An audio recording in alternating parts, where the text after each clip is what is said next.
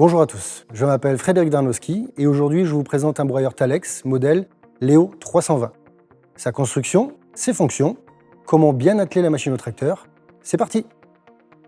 Le Léo 320 est une machine conçue pour travailler dans les conditions les plus difficiles.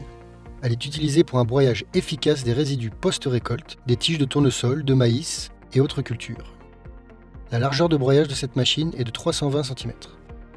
Le broyeur Léo 320 dispose d'une attache qui facilite grandement le processus d'attelage et une connexion supérieure flottante.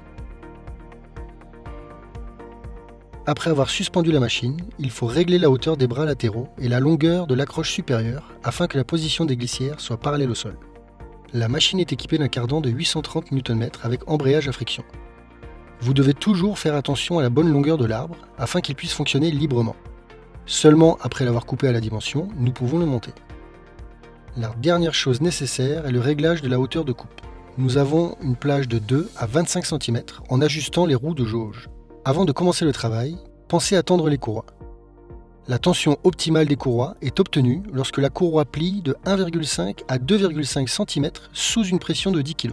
Laissez-moi maintenant vous montrer quelques détails techniques qui distinguent notre machine. Commençons par le châssis.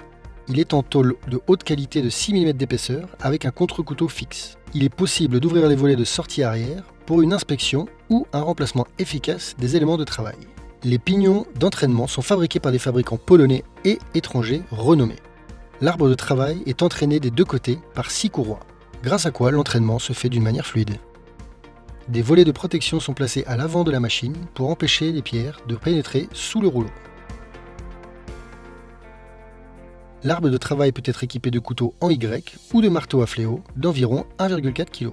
La machine est transportée longitudinalement par rapport au tracteur à l'aide de l'attelage et des roues de transport. Vérifiez le niveau d'huile dans l'engrenage au moins une fois par an. Utilisez de l'huile de caractéristique GL4 en 80W90.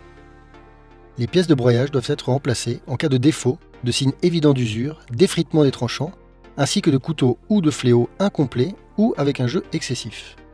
Les points de graissage doivent être lubrifiés conformément aux spécifications du manuel d'utilisation.